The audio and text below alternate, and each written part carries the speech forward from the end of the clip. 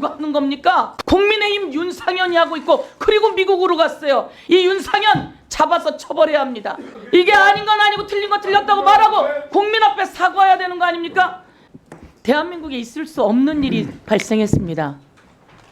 어떻게 대한민국의 법원이 습격을 당할 수 있습니까?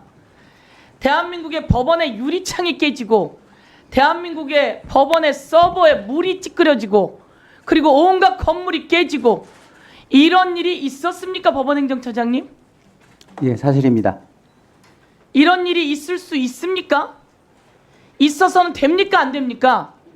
말씀하셔야죠, 단호하게. 예, 절대로 대한민국 역사상 법원이 이렇게 습격당한 예가 있습니까, 법원행정처차장님? 없습니다.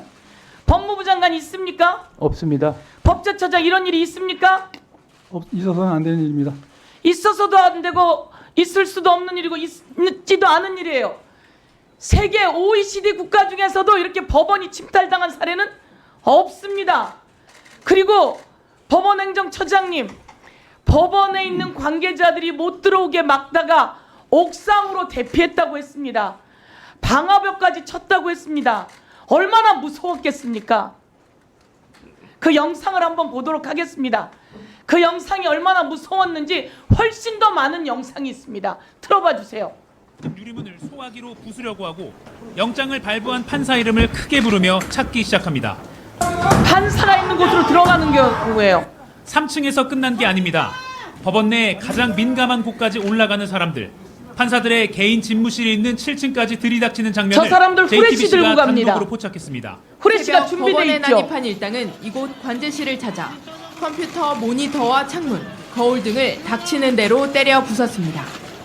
복면을 쓴 한 남성은 경찰 방패를 빼앗아 들고 와 CCTV 관제 시스템과 연결된 것으로 추정되는 컴퓨터 모니터에 그대로 집어 던집니다.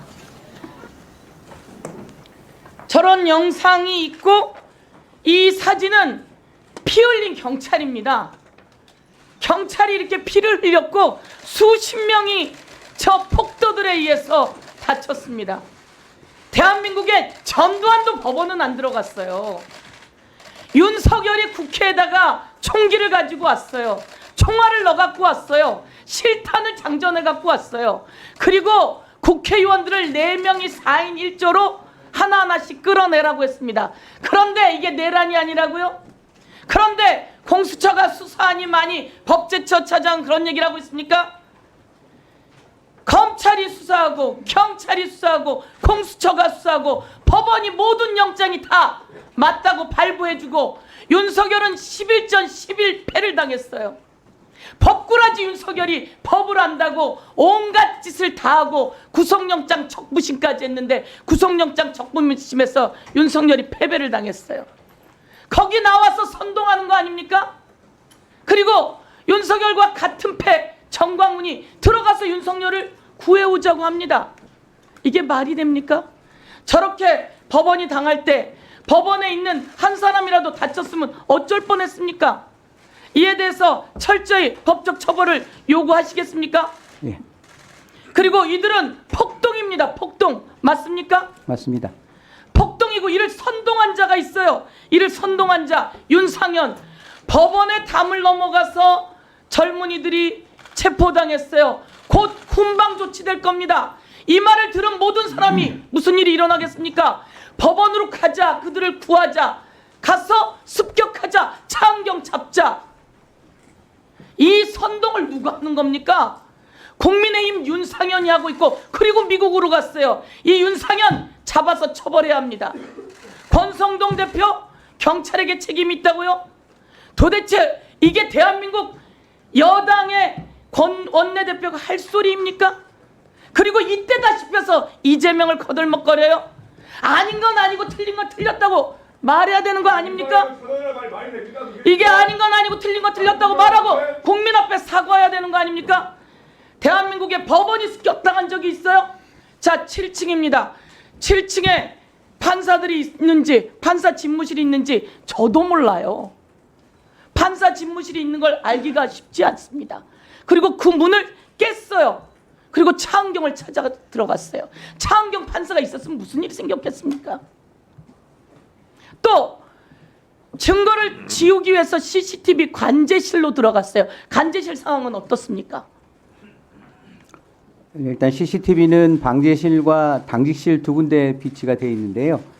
일단은 시위대가 가장 먼저 들어온 것이 당직실을 통해서 들어왔고요. 당직실을 점거하는 과정에 있어서 CCTV를 훼손하는 영상이 언론을 통해서 보도된 바 있습니다. 그리고 저희가 이 직후에 현장을 봤었을 때 CCTV가 손상이 됐고요. 현재 그것을 복원하기 위해서 절차를 진행을 하고 있습니다.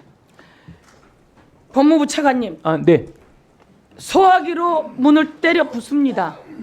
그리고 관제실을 들어가서 물을 붓고 증거를 인멸하려고 하는 사람들이 평범한 사람들이 욱해서 저지른 일이라고 생각하십니까?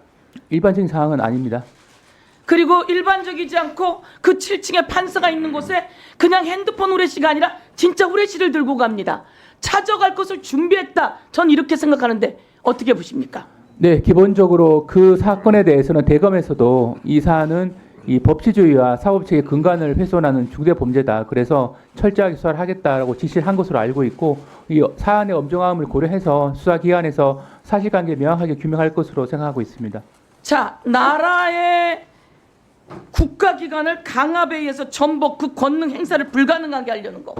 이건 법원의 권능 행사를 불가능하게 하려고 폭도들이 진압한 겁니다. 진입한 겁니다. 이것은 국헌문란에 해당되는데 그렇게까지 볼 수 있을까요? 저는 충분히 이 내용으로 본다면 그렇게 볼 수 있다고 봅니다. 그리고 우리 법무부 차관에게 묻겠습니다. 김성훈은 증거인멸의 우려가 있어요. 핸드폰도 갖고 가지 않았어요. 법제처장이 갔던 안가에 증거들을 다 인멸할 우려가 있어요. 그리고 다시 복귀하게 되면 경호관들을 억압할 가능성이 너무 높아요. 그리고 영장 집행을 가로막은 자입니다. 그런 자에게 체포영장, 구속영장을 다시 검사가 반려했다고 하는 것은 검찰 내에 있어서는 안 될 행위가 일어났다고 생각하고 이에 대해서 철저히 조사해 주기 바라겠습니다. 네, 담당 검사는 도주와 증거인멸 우려가 없고 재범 위험성이 높지 않다는 이유로 영장에 대해서 청구를 하지 않은 것으로 알고 있는데 사실관계는 한번 더 확인해 보도록 하겠습니다. 여러분들은 지금까지 이런 이슈들을 보게 되면 어떤 생각이 드셨나요? 제가 항상 여러분들께 뉴스만 평소에 잘 챙겨보셔도 돈이 된다, 돈을 벌 수 있다고 말씀을 드렸는데요. 그 이유는 제가 지난 5월 초에 여러분들께 뭐라고 말씀을 드렸죠? 지금은 정부가 주목하고 있는 K푸드에 관심을 가져야 한다. 뉴스만 보고 끝내지 마시고 투자 쪽으로 한번 생각해 보셔야 한다 라고 말씀을 드렸습니다. 그리고 나서 이런 썸네일들을 뉴스를 통해서 많이 보셨을 텐데요. 이렇게 정부가 정책으로 밀어주는 산업이 이슈가 됐을 때 정보에 민감한 부자들은 어떻게 생각할까요? K푸드 관련주는 뭐가 있는지, 어떤 종목이 나에게 돈을 벌어다 줄 수 있는지를 생각한다고 말씀을 드렸죠? 그 이유가 뭐냐 하면 부자들이 봤을 때는 이슈가 곧 돈으로 이어지고 이런 이슈들이 돈을 벌어준다는 경험적 확신이 있기 때문에 부자들은 항상 이런 사회적 이슈들을 관심 있게 챙겨본다고 말씀을 드렸습니다. 실제로 제가 지난번에 시청자분들과 함께하는 주식으로 수익 내기 이벤트를 진행했었는데요. 당연히 100% 무료로 진행했고 여기 보시면 저한테 구독이라고 문자 남겨주신 모든 시청자분들께 이렇게 K푸드 관련주 중에 가장 급등할 확률이 높은 한성기업 딱 한 종목을 여러분들에게 추천을 드렸어요. 그러면서 여기 나와 있는 대로 정확하게 얼마에 사야 하는지, 그리고 어느 정도 올랐을 때 팔아야 하는지 이런 부분들까지 자세하게 알려드렸었는데 결과가 어떻게 되었죠? 오른쪽을 보시면 아시겠지만 제가 5월 2일에 문자로 이 한성기업을 소개해드리고 나서 주가가 이렇게 2배 넘게 급등이 나왔다. 그래서 당시에도 굉장히 많은 분들이 제가 드린 한성기업으로 수익을 내셨을 텐데요. 다시 한번 축하드린다고 말씀을 드리고 이번에도 마찬가지입니다. 최근에 정부가 집중적으로 밀고 있는 산업이 해외 건설 시장이고 그 중에서도 K신도시에 대한 관심도가 계속해서 높아지고 있기 때문에 관련 종목들이 부각받을 수밖에 없다. 그 중에서도 정부가 가장 핵심적으로 밀어줄 것으로 예상되는 K신도시 대장주 한 종목에 돈이 몰릴 것이다. 당연히 우리가 이쪽으로 생각해야 한다는 겁니다. 그래서 이번에도 지난번과 똑같이 저에게 신청이라고 문자 보내주시면 정부가 강력하게 추진할 것으로 예상되는 K신도시 정책주 중에 앞으로 대장주 역할을 하면서 주가가 가장 크게 급등할 한 종목을 구독자분들에게 문자로 종목명과 사고파는 시점을 모두 알려드리겠습니다. 그래서 여러분들이 주식으로 돈 버는 연습을 한번 해보시라 이렇게 말씀을 드리고, 지금 이 영상을 보시는 시청자분들 중에 나도 이번 종목이 궁금하다 하시는 분들은 누구나 상관없이, 그리고 어느 시간대나 상관없이 부담 없이 이렇게 상단에 제 번호를 항상 남겨놓고 있습니다. 제 번호 010-4406-8870번으로 저에게 지난번처럼 신청이라고 문자 보내주시면 제가 이번에도 똑같이 무료 추천 급등주 문자를 보내드리겠습니다. 이해되시죠? 그래서 제 번호 010-4406-8870번으로 신청이라고 문자 보내주시면 여러분들이 직접 이슈를 통해서 돈 버는 연습을 해보실 수가 있는 거고, 제가 돈을 받는 것도 아니고 투자를 대신해드리는 것도 아니기 때문에 부담 없이 신청해주시면 되는 겁니다. 그리고 수익이 나면 저는 다른 것은 바라지 않습니다. 제 채널에 구독, 좋아요 한 번씩만 눌러주시면 감사하겠습니다.